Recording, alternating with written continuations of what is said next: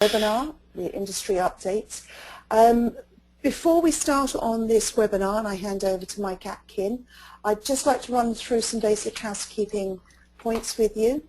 As this is a webinar and we are expecting a lot of attendees, there are over 100 people on the call already.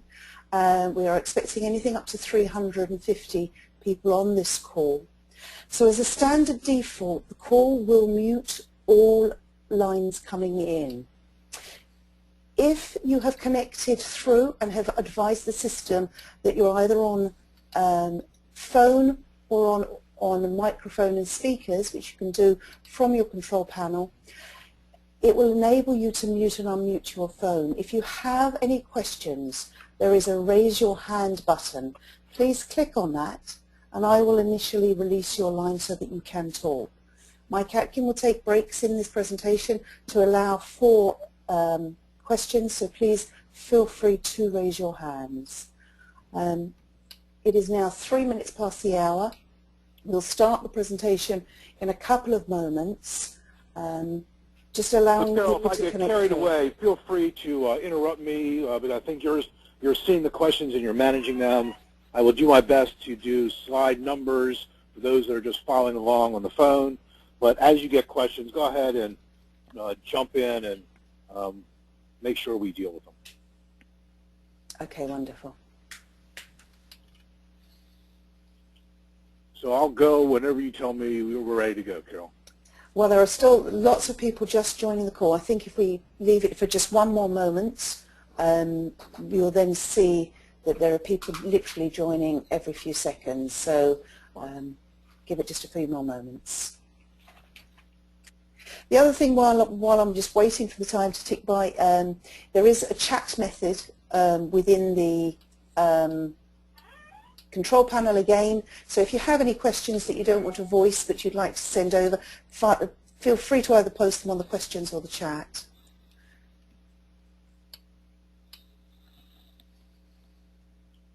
All right, I'm going to leave that closed. You just interrupt me if you see that. I will do so, absolutely.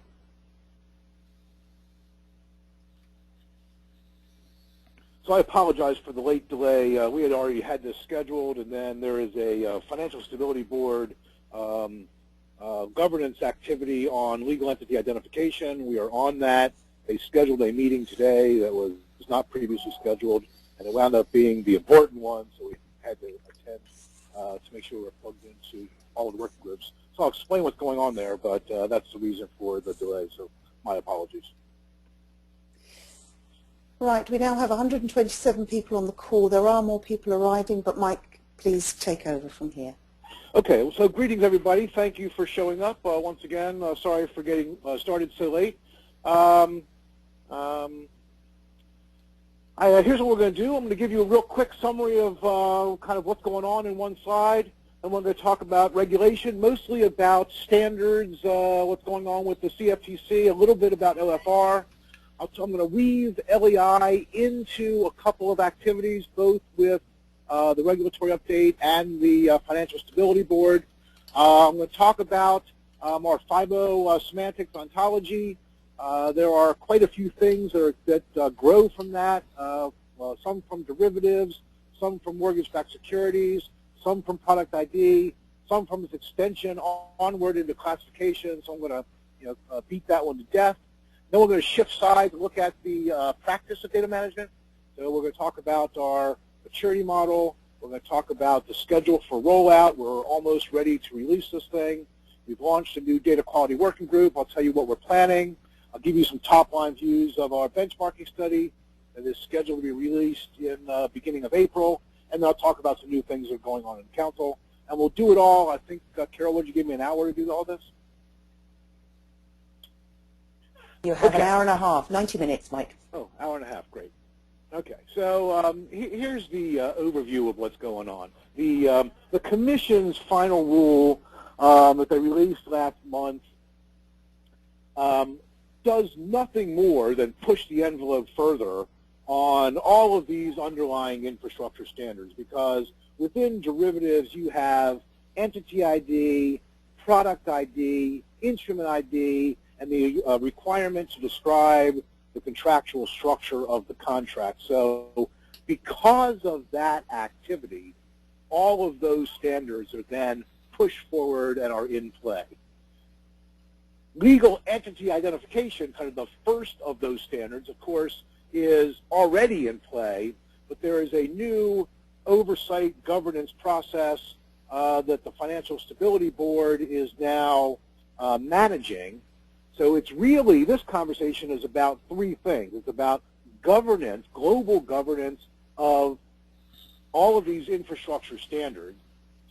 Of course, it's about LEI itself, and then the broader concept of identity management is sweeping through at least the U.S. government for healthcare, for large trader, for tracking payments to vendors, and there is a movement afoot to tie all of these into a larger context. So I'm going to try to paint that picture for you a little bit. Almost without a doubt, across the industry, semantics, ontologies, data definitions, precision of underlying language are the hot topic of the day. It's all well aligned because we are getting ready to release a whole series of semantic standards with OMG. As part of that standards and semantics process, we have done a proof of concept on derivatives to both use the FIBO ontology, but also to combine it with semantic processing capabilities, and I'll describe that briefly. We're extending that. We are going to release a full operational ontology for interest rate swaps that our members can use to play with in production environments inside their organizations. And we've just been approached by the industry to take the work we've done on derivatives and extend it to loans and mortgage-backed securities. Now, of course, loans is part of the semantics model. We're now going to take that, align it with NISMO, and do the same process, semantics and XML schema all together, trying to give a common language for mortgage-related activities.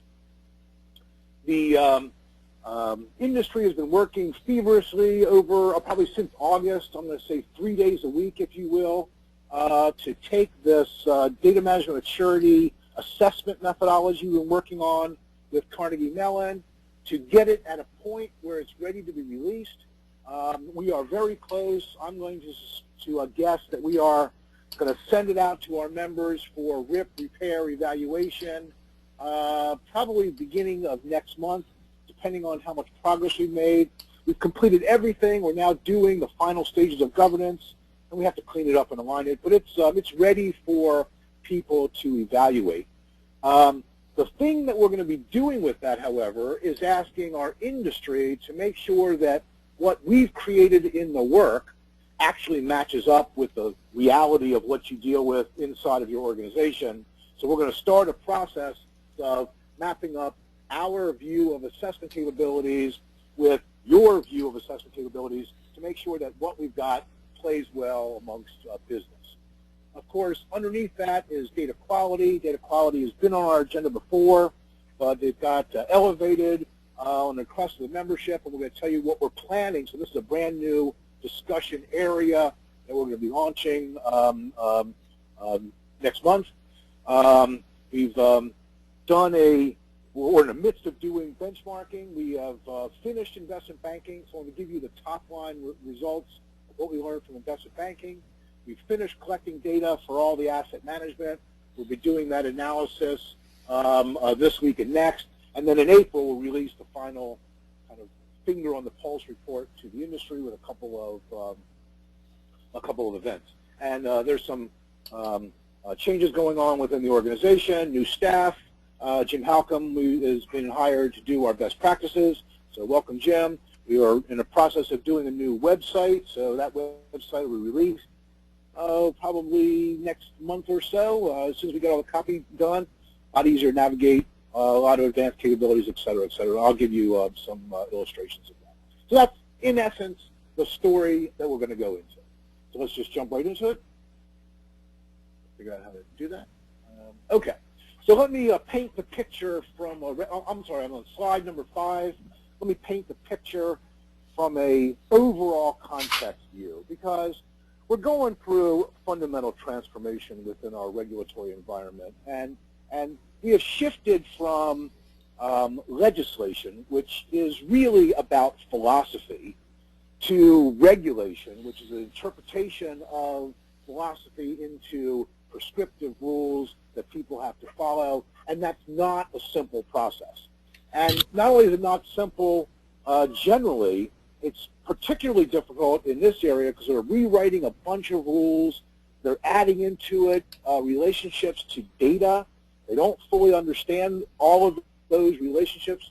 So the regulators are involved in trying to make sure that they understand it correctly, because they all recognize that these rules become law, and we have to make sure that the rules are viable, they achieve objectives, and that they are able to be implemented from an operational sense within the context of the industry that they are regulating. And they're under mandate to do all that. So you've got to be a bit patient with this process.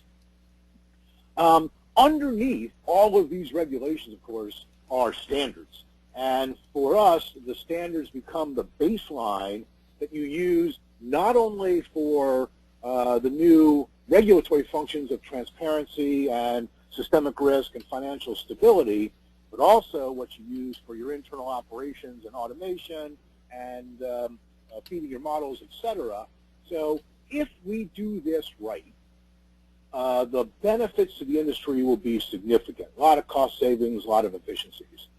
If we do this wrong, and as well, I mean uncoordinated, you have various geographies implementing different things at different times, it's going to be a nightmare, and it's going to be an expensive nightmare. So the goal is, and everybody's goal is, can we do this in a coordinated way? Now, that's the problem, because we have no idea how to do that kind of coordination. That coordination amongst U.S. Regulatory participants is immature in itself. They don't really have a whole lot of experience. They operate in silos, as does the financial industry, but there's no mechanism for global coordination. So they're trying to write new rules, implement new standards, coordinate it globally, all at the same time, and that's what's going on right at the moment. Mike, can I just interject very quickly? Can you just make sure that your mouth is as close to your mouthpiece as possible? A couple of people have said that the sound is wafting in and out. So okay, I will do so, and I'll speak up. Thank you. So the part of this that we also have to understand is that regulators, while they might be one agency, have multiple objectives. So even, for example, within the CFTC, they have derivative transparency objective, they have systemic risk and financial stability objectives, and they have market oversight and market surveillance objectives, all done by the same agency, but in competition with each other and not always well coordinated. And then finally, you add into that normal DC activities where you've got lobbyists, you've got rules that need to be understood in their context, and the regulators are always concerned about sending out signals to the marketplace on changes of this magnitude. So as you listen to this, keep that in context. So Carol, is that coming out a little clearer? Absolutely, Mike. I hear no complaints. Good. All right. The infrastructure that we're talking about, the standards-based infrastructure we're talking about, is really about three things.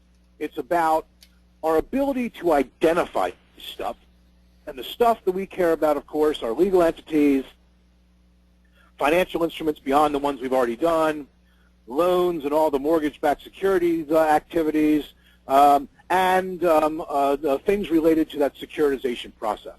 So all of those identification standards become a baseline for regulation and business operations.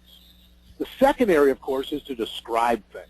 And we have to describe them so they're unambiguous and precise in relation to the contract that they are built upon.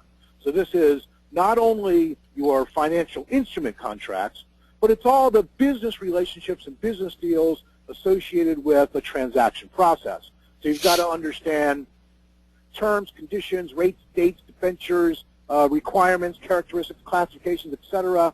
for instruments, but you also got to understand ownership, hierarchies, roles, obligations from a business perspective.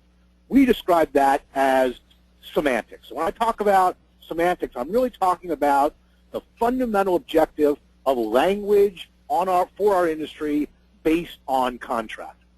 The third area, of course, is to classify, because you really have to take a lot of granular data, roll it up so that you can aggregate it, and you're going to have to do that from many different directions. So the problem with classification schemes is they are fixed. The challenge that we all face is you want to classify by many different things, and we have to figure out how to do that in a flexible way. All of this needs to be linked. So the goal of transparency, systemic risk, financial stability, etc., is really about linking instruments and all their contractual complexity, entities and all the roles, hierarchies, and relationships, obligations that you hold depending upon your role in the process, and the holdings that individual firms have in their portfolio or their individual risk. And that, in a data perspective, is the definition of systemic risk.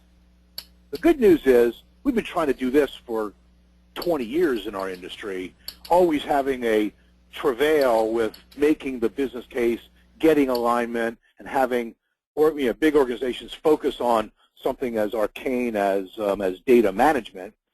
Now you have the business case being made for you by legal compulsion. The caution that we should keep in our minds, of course, is do we want to abdicate the creation of the infrastructure that we use for our industry to regulators, lawyers, policymakers, and market authorities? They have a new obligation, transparency and systemic risk, so they need it, but it's our infrastructure. So instead of trying to battle with them, we should be partnering with them on its creation, and that is, in fact, what they want as well. All right, so I'm on slide 7 on the CFTC rulemaking process. I've taken the 250-page final rule and reduced it to this one slide, actually half slide. As I said before, the commission is in the hot seat because derivatives first up, and derivatives is dependent upon instrument ID, entity ID, contractual description, and classification, so all things are in play. So when they published their, and I'm going to focus only about the data side, I'm not focusing on the modification of derivatives trading or things that they're doing from a transparency perspective. We're talking about data. So their final reporting rule was published a few weeks ago. What it says is that everybody's got to report starting June 16th. It also says that they're going to mandate a legal entity identifier, and they're going to use the ISO standard. The ISO standard is 17442. They recognize that we've got a conversion issue, so they're giving the industry a grace period until October to implement the LEI. The rule says that the CFTC will designate a LEI utility. Of course, they want to designate the utility in conjunction with the rest of the regulatory process, and that's why they are coordinating with the Financial Stability Board. But the rule that they've written says that they can designate a utility, could be a national utility, if the global regulatory process can't get itself in alignment. Before that utility is designated, financial institutions will be using the counterparty identifier of the swap data repository. I believe in the U.S. it's going to be the DTCC participant code, except for foreign exchange, which will be a BIC code, although verify that before you act on it. The final rule also says that they're going to identify an instrument. Right? So an instrument is really simple. That is, what I mean by first touch is seller of derivative registers the product, gets a DOM number based on an algorithm that carries no intelligence about the instrument except for an identification of who the seller is. And that will be registered as a unique product.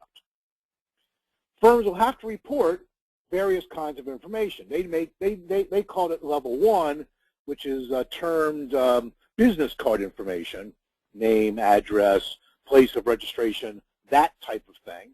And level 2. Level 2 is about hierarchies and relationships.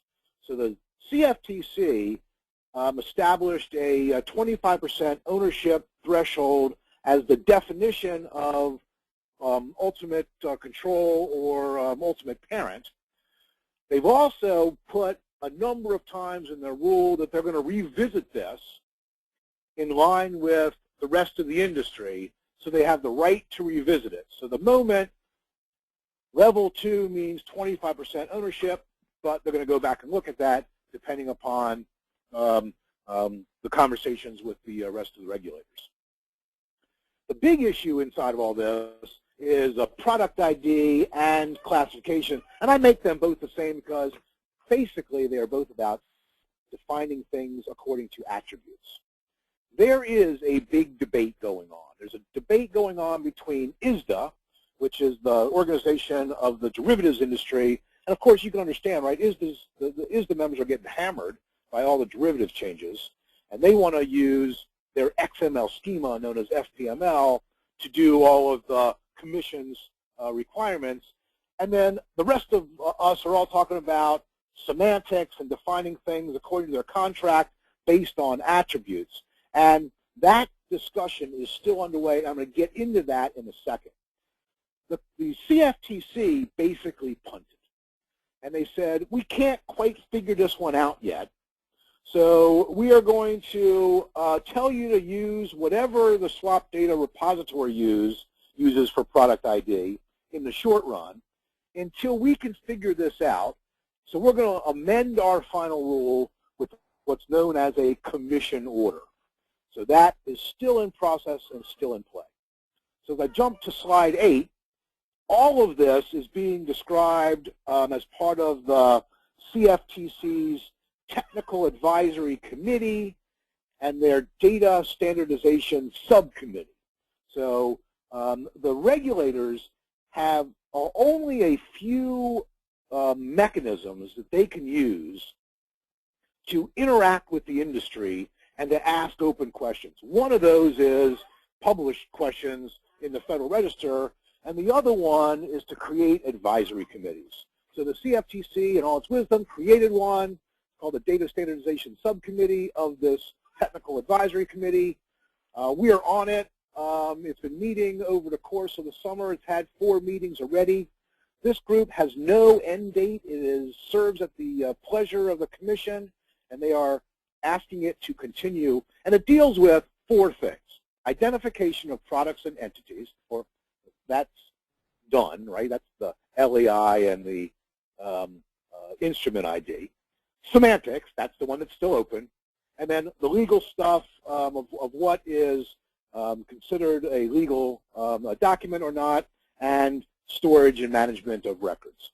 The semantics working group, of course, is still active because they have not figured this out. When Dodd-Frank was written, in it was a mandatory study, and it ordered the CFTC and the SEC to do an analysis called Section 719B of whether we can use semantics, they call it algorithmic descriptions, to describe these complex instruments. And it was a very thoughtful study, authored by Andrei Kirilenko, who is the chief economist over at the CFTC. Very good document. Basically says it's essential in order for us to do our objectives of systemic analysis. We're not there yet. There's a lot of good activity going on. We need to work together in partnership with industry to get there, and when we get there, we should mandate it because that's the only way we're going to achieve data comparability. So the goal of this working group really has been to look at the recommendation of 719B and to see how, why, and when. As I said up front, the ISDA folks are pitching FPML as a solution, and I'll tell you that FPML is a outstanding XML schema, and you can jury-rig FPML to make it do most of the things that the Commission wants. And so that's an option. It's on the table. It is technically feasible.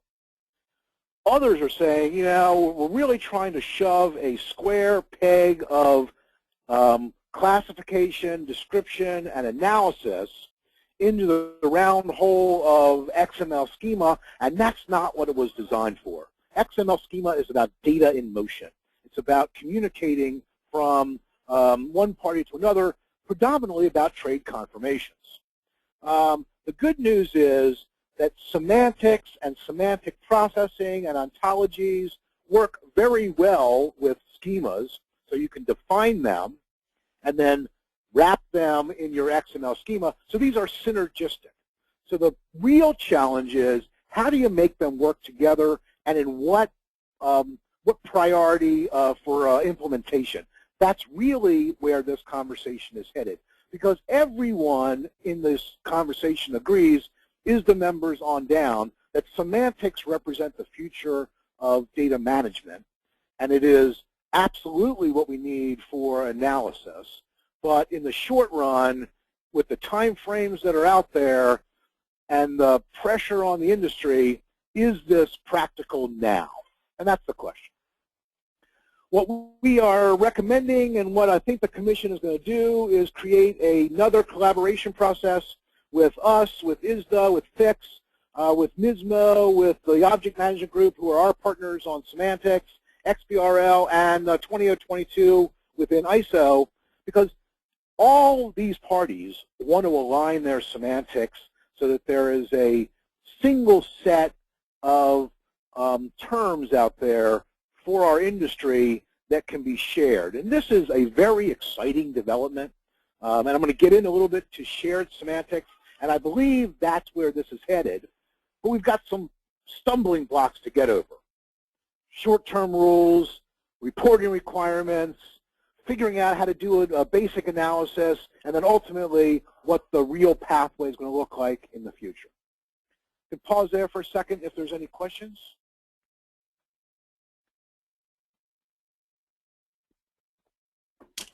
Just a reminder, if anyone does have questions, please raise your hand. There are no hands raised. I realize this is a difficult mechanism for questions, but you can always ask me. All of our members should feel free to pepper us with all questions. We'll be happy to answer what we know. All right, let me talk about legal entity identification on slide 10. This is just a background slide. I think we all get this, right?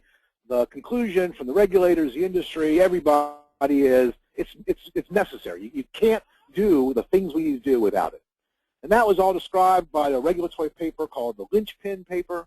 It's up on all websites everywhere. It's a really good document, principles document. This is needed, here's why, and here's what its principles are. Industry got together for the past year plus and went through and made a recommendation about how to implement the linchpin paper. And it was a really detailed process, good recommendation. And of course it says use the ISO standard. We recommend SWIFT as RA. We recommend DTCC as the data validation facilities manager, and partnership with the numbering agencies because they're feet on the ground around the world for assignment and for implementation. And it also went through operational details and funding details and governance details, and that recommendation was put on the table. But understand, that was only a recommendation. It had no bearing on what the regulators are going to mandate as a requirement. So there's a difference between making a recommendation and turning that recommendation into a mandate. The regulators need to be very careful when they make these kind of global mandates because we all have to live with it and they want to do it correctly. A lot of red flags in that. Making it a mandate. What's the impact on competition? What's the impact on added value? How do we deal with commercial structures? How do we deal with the IP rights? How do we deal with onward usage? How do we make sure that we're not overburdening the industry? How do we deal with sustainability? How do we deal with extensibility? So all of those are really why there's a regulatory analysis process underway. The Financial Stability Board is the mechanism that the regulators are using to coordinate all this. They ran a workshop a few months ago to get everybody oriented. Then G20, the Bank for International Settlement, their Committee on Clearing and Settlement, and IOSCO threw down a gauntlet. And they said, get this governance sorted out and give us a recommendation on LAI at our next meeting, which is June in Mexico City. So the FSB now has its marching orders, and that's why all of this FSB process is now underway. Their goal, and I'm on slide 11, their goal is to deliver in what they call their plenary by April 20th the answer to all of the questions that we've bucketed up into these 5 issues, right? So the first bucket, of course, is governance. This is about, the regulators exist to maintain and serve the interests of the public. So this is about IP rights, usage rights, and in fact, we just had a conversation this morning about governance and what the issues were, and this is about access and about confidentiality and about making sure that things aren't discriminatory and maintaining competition rights and enforcement mechanisms, et cetera, et cetera. There's the operating model, and this is the big one. And actually, we sit on the first 2. This is about how it's going to work in reality, and that also just got set up today in terms of the issues that they're going to deal with. What's the design, federated versus centralized? How do you deal with quality assurance? How do you deal with registration, inputs and outputs? The whole operating model for the utility, if it will. Then there is scope, not only of what data and what entities, but how do you extend that scope from its first iteration. The fourth conversation is about funding, is about the allocation processes. It's about startup versus steady state. It's about who pays and how. And then, of course, how are you going to roll this out? And how are you going to do so in conjunction with the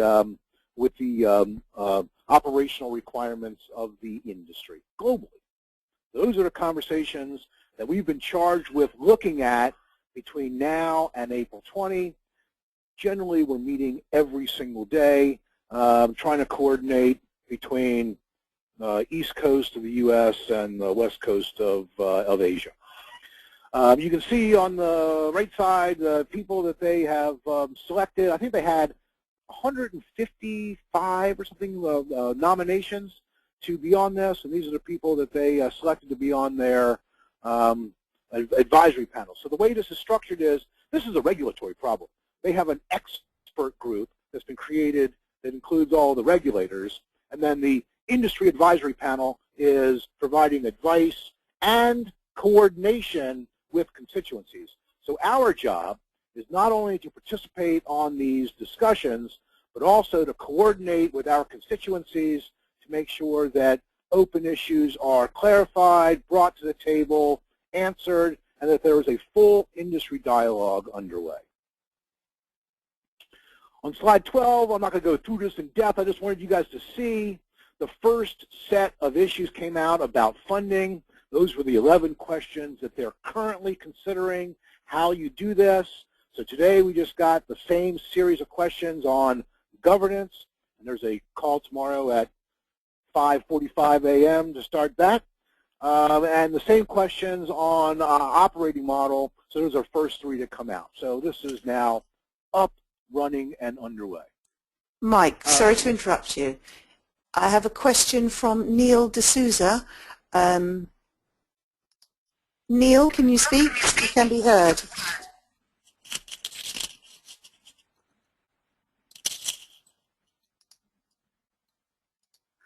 I believe, Neil, you've got a connection problem. You might well be on voice over IP. please send me your question via email or via the chat. I also have a raised hand for Bert Casuquero. Apologies for my pronunciation. Bert, can you be heard now?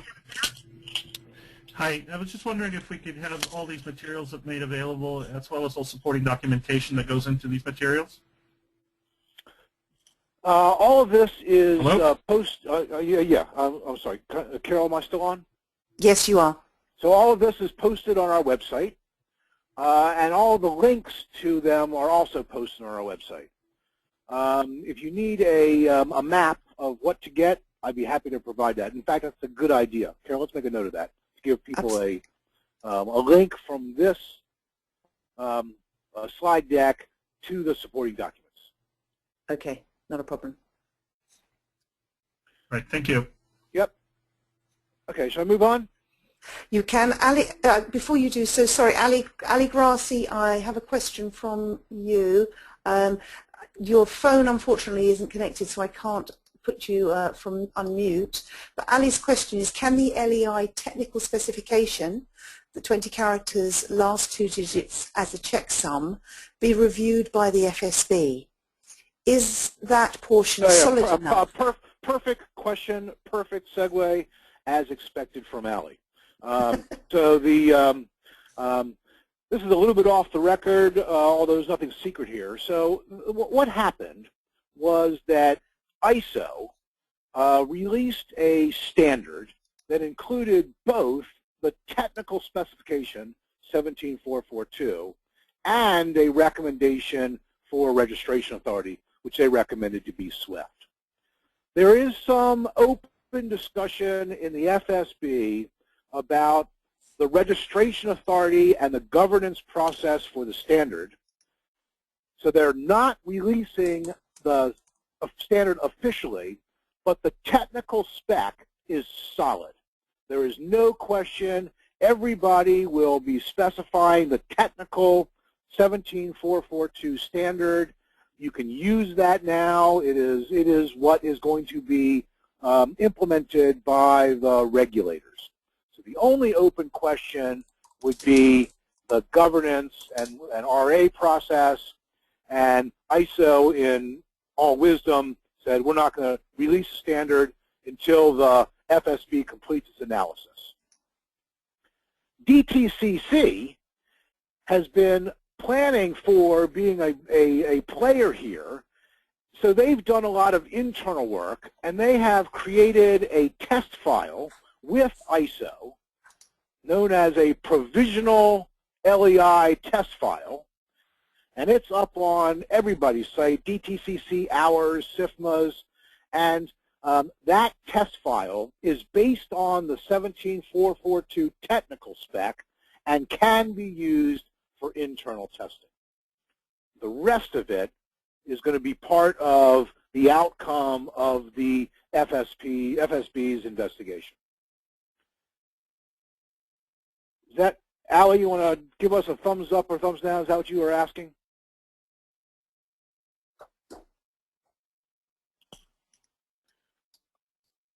I like that our members can't speak. Yes, she's giving you the thumbs up, so there you are. Okay, so that's the story. Let me translate that into 2 slides. One is what I think, and this is just my opinion, means for financial institutions. The pressure is still on for you to fix your internal data infrastructures. You've got to dedupe, you've got to cross-reference, you've got to align things amongst many repositories. I would not wait for the regulators to figure out this governance process before, of course, you get your own house in order. At the end of the day, mapping to any standard ID is reasonable because then it will just be a simple cross-reference to the LEI. The real goal is to clean it, validate it, create those hierarchies, make sure the roles are identified, make sure you separate out identity from role and ownership, but you don't really have to wait for the code in order to do all that work, would be my opinion. In addition, The CFTC has specified basic and 25% ownership, but that's not really all they need for analysis of market surveillance. So full hierarchical information is going to be required for people that report to various regulators and to the OFR in order to understand full systemic risk. So I would only use that 25% threshold for what you need to report in terms of a swap participant, but in terms of relationships, roles, concentrations, exposures, or anything else you have to report to the regulators, I would be looking deeper than that. The other thing to keep in the back of your mind is this is not the only conversation going on about entity ID. I can only speak about the U.S. government because we've been involved in these conversations. You might know that Representative Darrell Issa has released something called the Data Act. That's really about tracking money between the federal government and vendors. It needs an identifier, mandated identifier.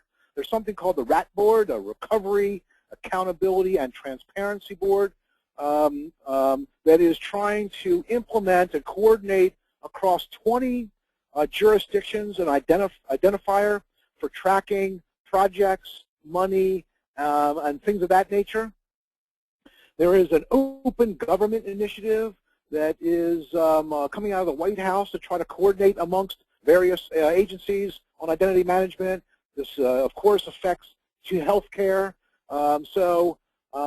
There is a larger conversation afoot on overall identity management. I think it's a terrific conversation. So just remember, LEI is really a tactical issue for the financial industry, even though it's got big implications. It is being looked at in the context of the larger issues. I have no idea how it's going to play out. I can give you my opinion, if you like, offline of what I think it means for identity management and LEI, but keep that in mind as you're looking at this. This is really not only about our industry. Mike, question from Jeff Chapman. Jeff, your line is released. Would you like to ask your question?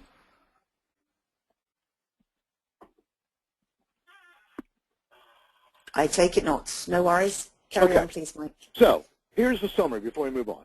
It's a mandate, no question. As soon as the regulators get through this process. The governance discussions are critical.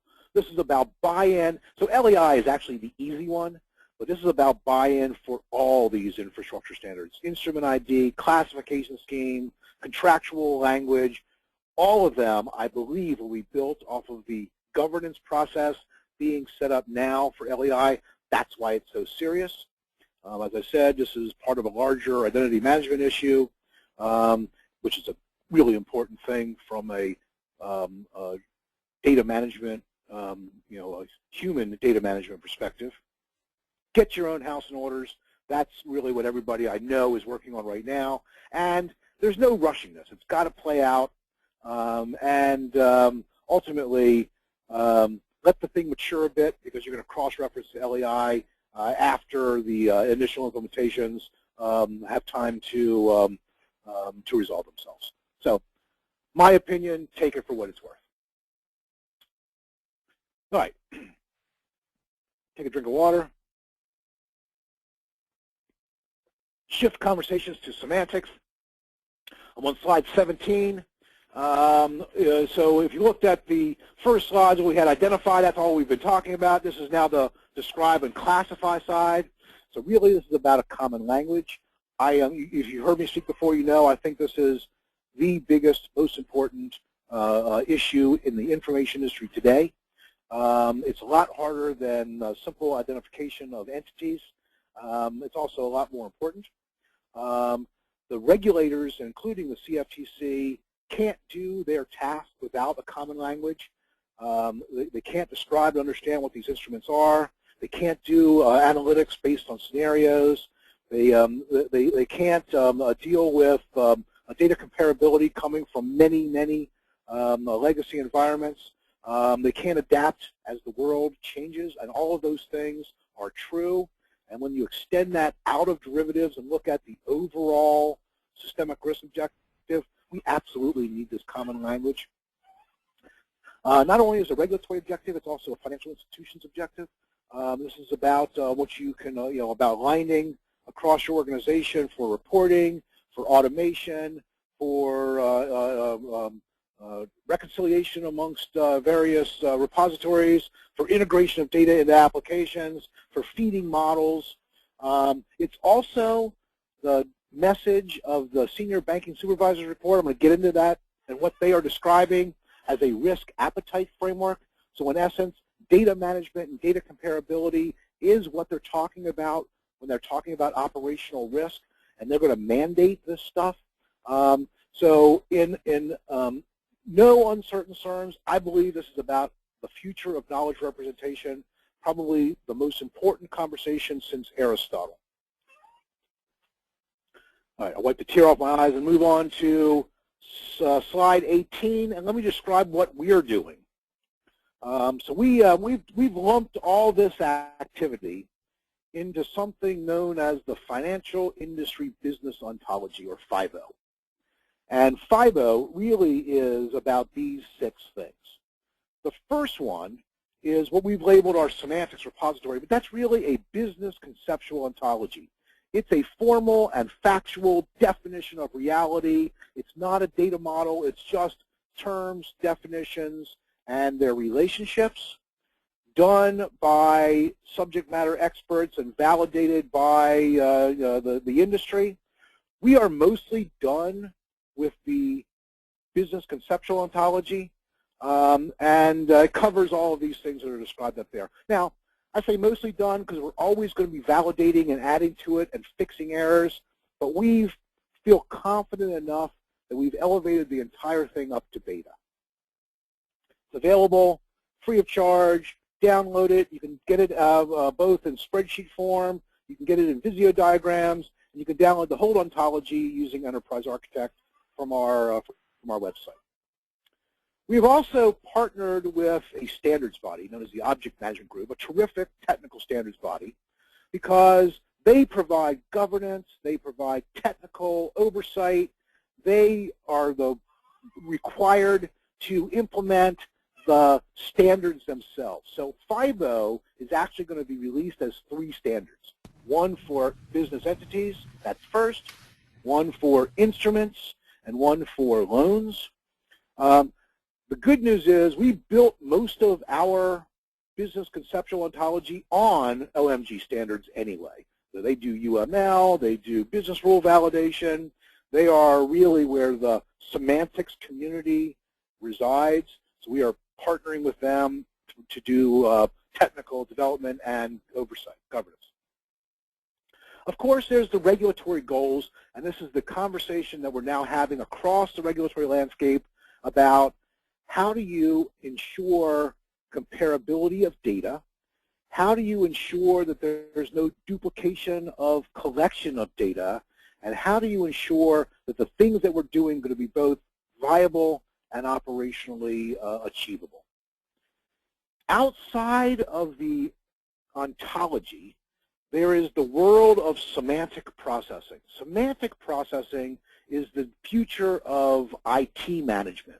This is about taking business rules and semantic precision in terms of the ontologies and combining them together to allow the power of the technology to make inferences, to classify on the fly, to do analytics.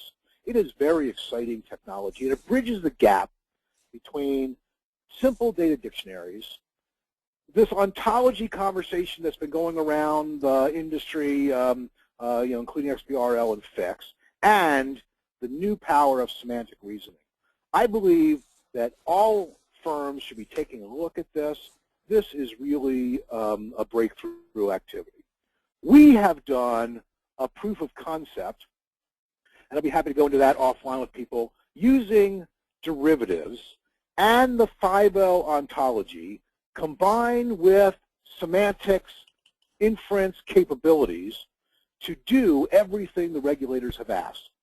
Ingest FPML, pull data from relational databases, analyze what it is based on its contract and business rules, stuff it into a classification, do analysis and linkages with counterparties, all works. The POC is mostly complete.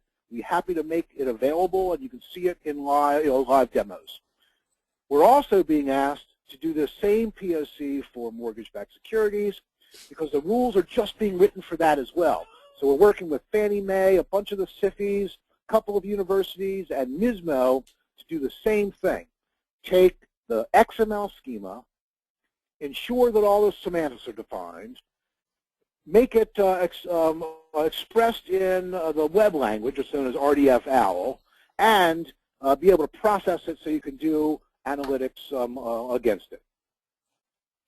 One of the things we're doing, and will be done shortly, is releasing a operational ontology for interest rate swaps. And that will be stable enough and valid enough for every firm to play with inside of their own shops to make sure that it's something that works in their environments, and here's how, what, and why. So that operational ontology should be forthcoming, I'm going to say, next quarter.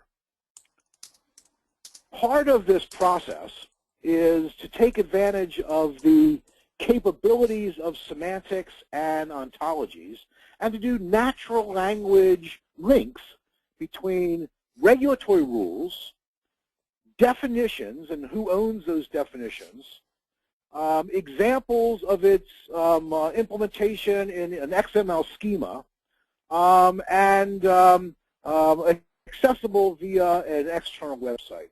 So we are actually doing a sample or a demonstration right now on derivatives of what we call metadata annotations to do that. Create those hyperlinks from FIBO to the CFTC rules to FPML to our FIBO definitions.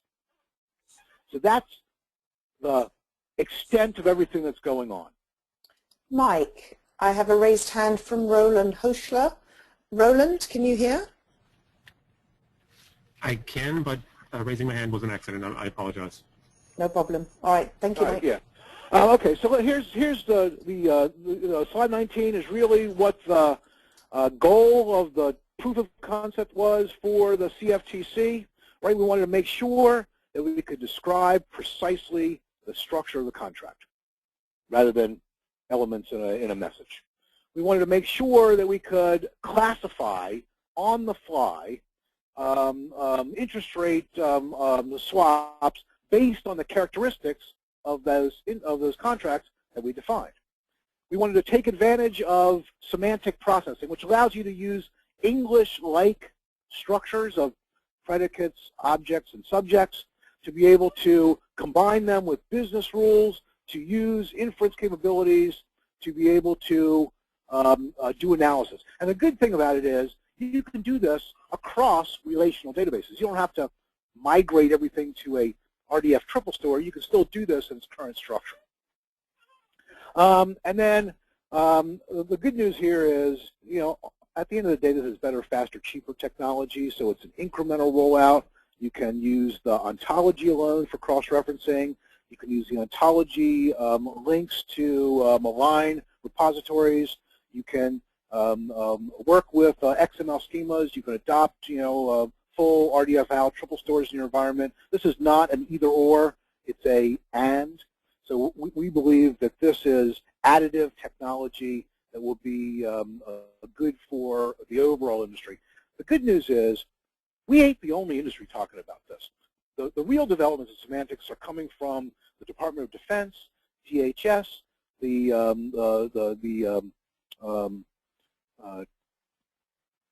spy networks, the telecommunications environments, all of those areas are embracing semantics, and we are learning from them, and they like our application because our application is specifically in the financial industry. So we actually have formed a partnership with a lot of those organizations on the development of semantic technology. It's been an extraordinary journey, including NIST and MITRE and a lot of the universities.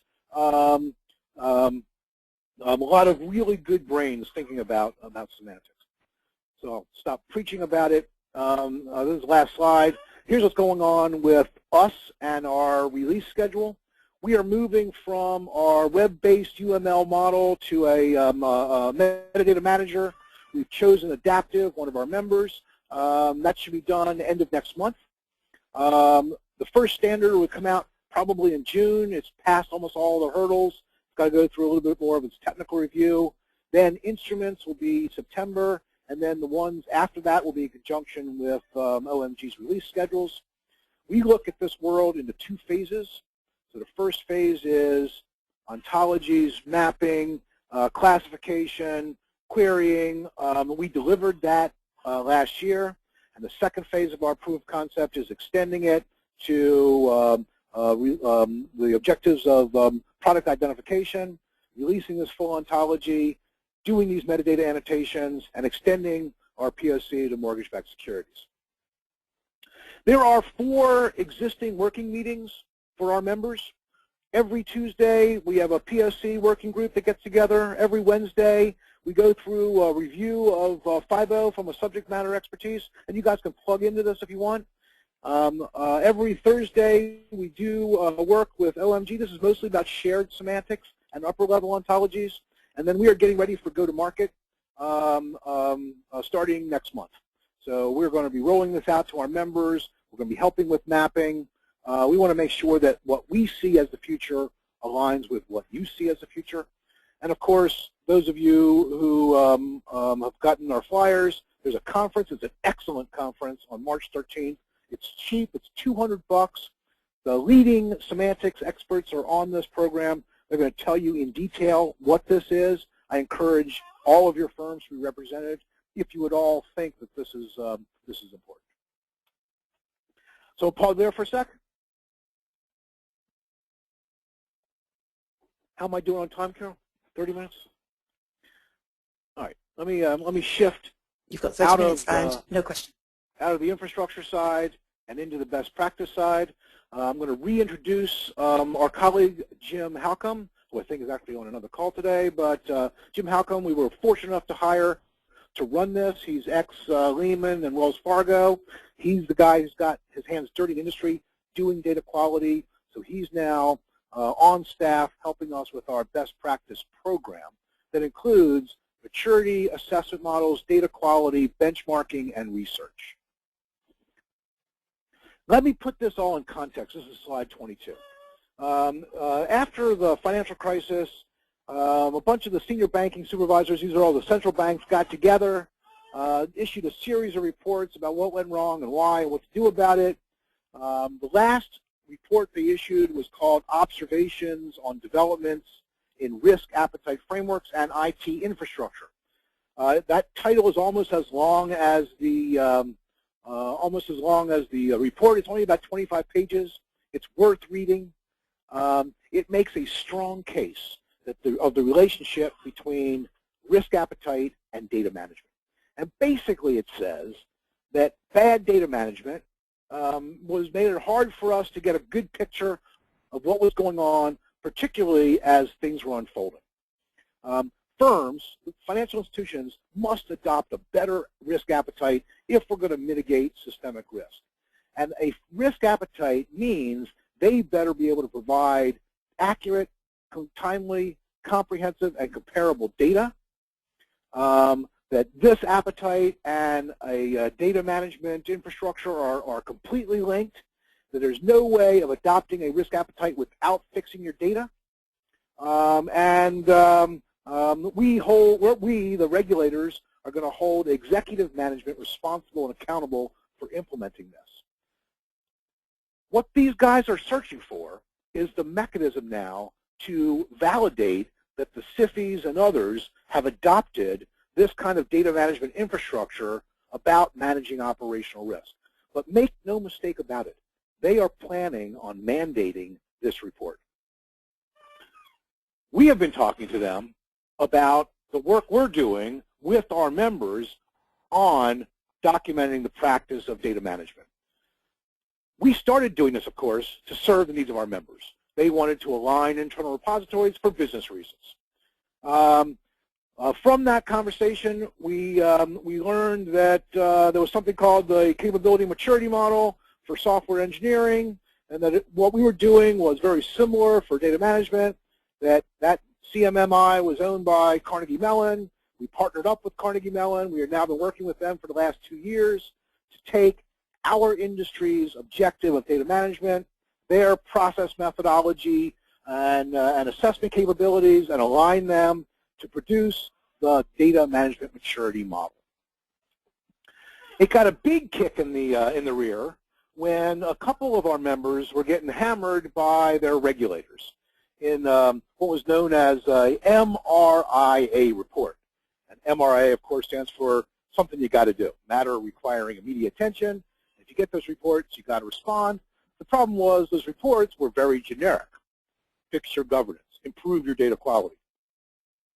No way of doing that in any way that you could measure. The members came to us, said, can you kick your project into high gear because we'd like to use it to meet these MRA reports because what you've been documenting with us matches what we really do. So we like this. We want to make this a standard, and we, the banks, are going to lobby the regulators to use this when they're assessing us on operational risk. There are 6 categories of it: strategy, funding, operations, quality, IT side, and then we've pulled out standards and policies and procedures. We have the core model almost done. As soon as we can get it finalized, probably end of March, we're going to give it to our membership.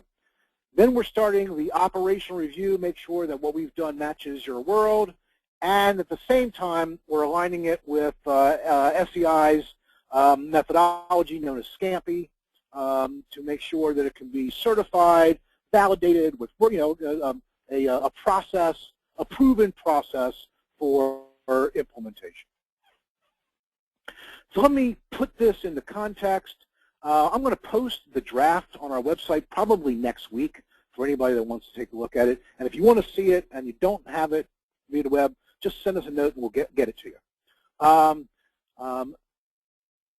Since August, we've been meeting 3, sometimes 4 days a week to get this thing hammered out. And it's been good. It's been a combination of people with their hands dirty, people that have a strategic view, and the SEI process experts. So it's mostly aligned with CMMI already. The top level is organized into those 6 categories.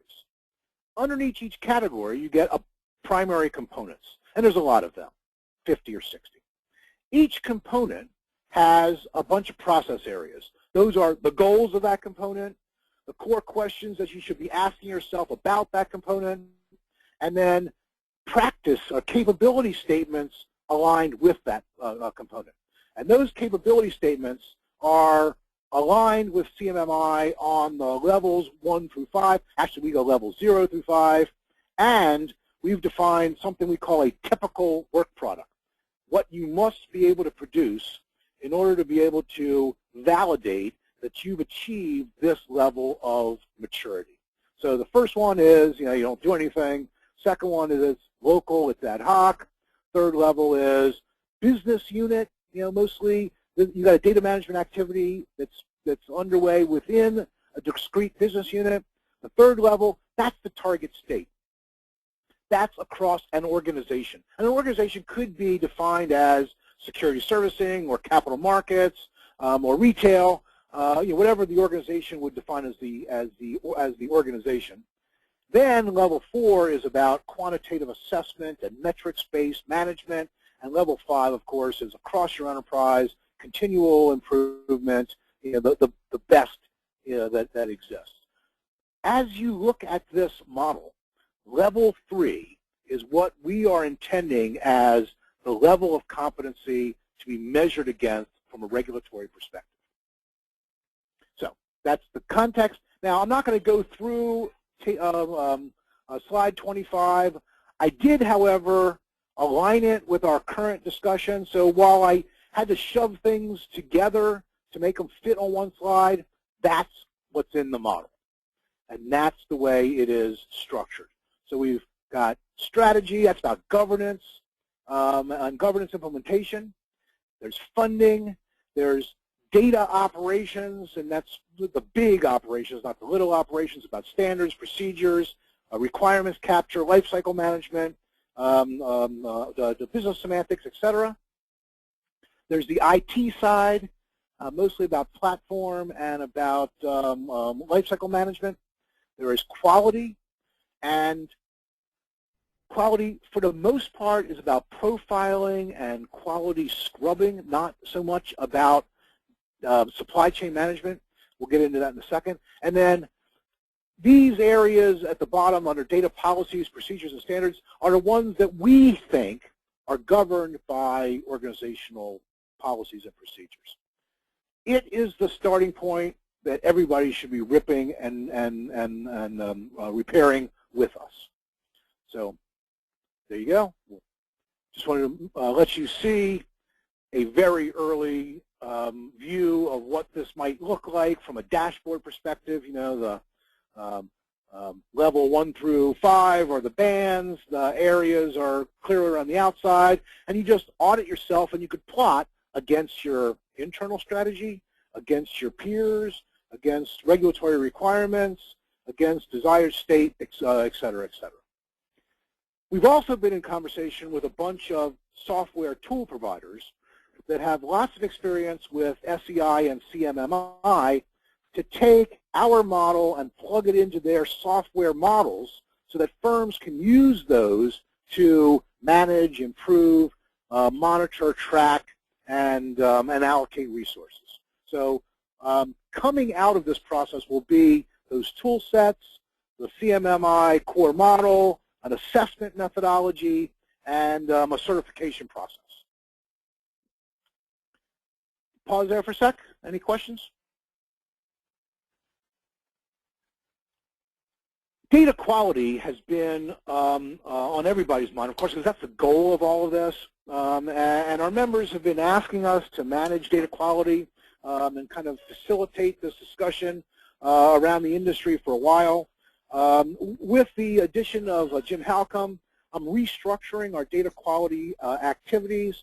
There's going to be a first working group or working meeting, probably conference call on this, that we are thinking includes 5 topics of discussion.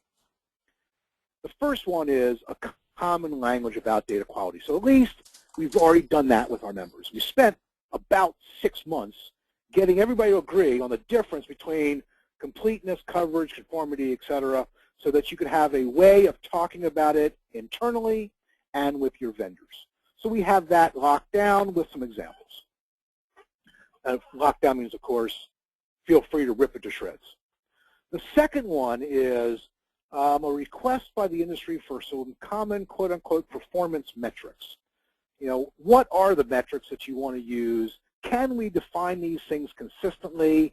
The ones we think about are root cause, are the reconciliation from bad data, are contractual optimization, are the cost of your point-to-point integration and things of that nature, the problems you have with reporting to business management and for understanding ROI of product, things of that nature. So you can see all that is just kind of categories we need to really drill down if it's going to be useful.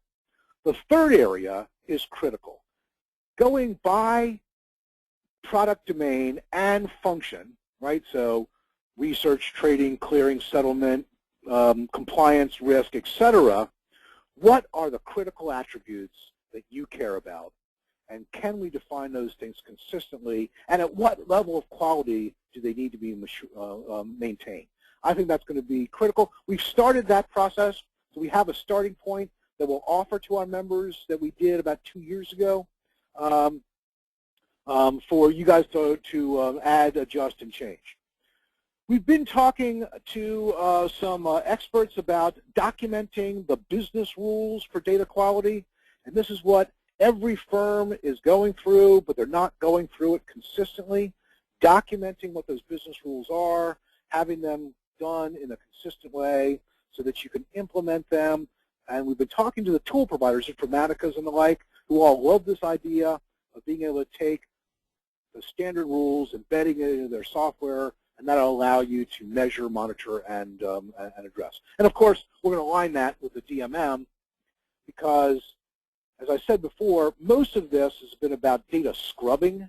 You know, our view as an industry of data quality is about data scrubbing. We really should be doing a much better job of data management, management of the supply chain of data. So I'd like to be able to align the DMM and this data quality stuff into benchmarking and supply chain management objectives. But that's a longer-term goal. So look for that. Should be on everybody's desk, you know, within a few weeks. Pause for a sec. Okay, we're doing benchmarking. We're in the middle of it. We're our second year with Headstrong, wonderful company. They are partners with us in developing the methodology and in doing this benchmarking. So we're pleased to work with them again. We were joined this year by Thomson Reuters, and they are helping to underwrite the costs and helping us with our template designs and things of that nature. What we're doing this year is verification data. So we created a fairly detailed data collection methodology template, and the data we're collecting is got to be verified. So you know, we've hired a company called Expand Research that goes in and does this, interviews, verifies the data, so we know that we are comparing apples to apples, and that the conclusions we draw are valid. We finished investment banking. We finished collecting on asset management and security servicing, and we're starting the analysis of that today, as a matter of fact. And here's the top line from investment banking, nothing that you don't know. We're doing okay. We've been getting better across the board on the practice of data management. We're doing much better on governance and on funding than we are actually on implementing data management, but that's the first step, getting everybody aligned. Thank the regulators for pushing this higher up on the agenda, because certainly that's what everybody cares about. Although we're still doing this for business objectives, but the regulatory risk and compliance objectives have gained the funding attention of executive management. As you would expect, given all this LEI conversation, client counterparty is the highest priority. We get the standards joke. We are not very far along on the standards, on implementation of standards, but at least we understand them now. You guys are still inhibited by your environments. You've mostly standing at the precipice of integration into your environments, and that's a scary chasm to look over. Data quality is in infancy. A lot of people are working on it. They're doing so mostly tactically in business units, but the data quality goals are clear. If you're a data vendor, I wouldn't worry so much. Everybody still relies on data vendors for almost everything, and even though they like to beat up data vendors, they're mostly beating them up on consistency of identification, on symbology, on this objective of quality, communication mostly. How do you get better data in your shop from the point that it enters the organization, and how they collaborate with you, of course, pricing and licensing. So it's not really about the practice of data management. It's about the relationship between vendors and firms in that collaboration. So we can go into more detail on that when we release the study. I'm not going to go through this except for kind of let you take a look at it. I've been collecting what the members have been telling me are the things they care about. And it started out as 6 top objectives. I think it's now 14 and growing. So you can read it for yourself. It's probably everything that you guys are dealing with inside of your organization. The good news is data management is recognized as one of those pillars of operations, finally, that firms are taking seriously. And across the board, every firm is working on this and has good people that are doing good things, in my opinion. All right. I do want to take a moment to let you know that we are releasing a brand new website. I will single out Carol Mahoney, who you probably know mostly from communication and admin. She does a lot more than that. She is responsible for our website. She's been managing the design and migration. A lot more functionality, a lot easier to navigate. All the documents that we can identify will be up there, easy to get. There's a lot going on, and we know that our members need to get access to some of these things. So we're releasing this. I'm going to say end of March is probably the reasonable expectation. Be a directory in there for communication. For those of you who aren't members, however, be on notice. Almost everything's being locked down members only. So we're going to publish the things that are open source, our semantics and our ontologies, but for the most part, everything else is going to be for our members. So that's what it's going to look like. The other thing Carol has done is standardize our calendar. So a lot of things going on. If you look on the left side, you'll see these are the areas that we've now got in place to allow our members to engage with in these conversations. They're going to be their fixed schedules. Most of these are webinar and conference call, augmented with face-to-face so that we can get together and interact and use them as time points for project delivery. So I won't go into it. That should be released. It's up on the current website, and it'll be up in this form on the new website. This is the people I report to. We have finished recruiting our board. I think we've got a great board. All members have the right to petition to the board if they need something done.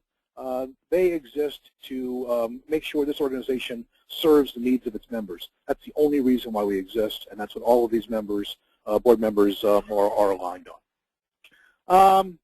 And then finally, these are the staff members. I tried to do this by area that they focus in on. So Jim, I introduced, he does all of this best practice, the DMM, go to Jim. Mike Bennett, is our ontologist. He's in London. He built the repository. He's the one that's plugged into all of the semantic processing. He is available for demos, presentations, mapping, etc. Kyle Morton, if you guys haven't met Kyle, he runs all of our commercial strategy, all of the business relationships. He's also the person who brings in members for us. And Carol holds our organization together. So everything with database and events and retention and underlying operations all goes to, so basically we all report to Carol. If you want something done, she's the person to go to. So with that, that's all I have. If there are any questions, I'd be happy to take them. I will stop by once again apologizing for being late in getting this thing going.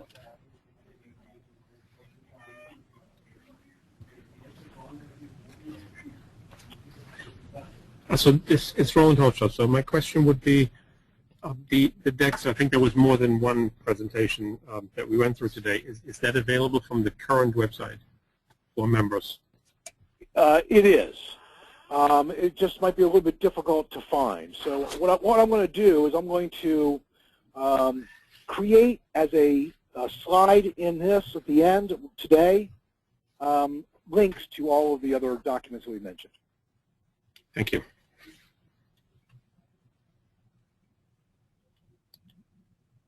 Anybody else? Going once? Thank you all for attending. We are grateful for your interest. Do not hesitate to contact us if we can be of service. And with that, I will call this meeting adjourned. Thanks again. The organizer has ended the session, and this call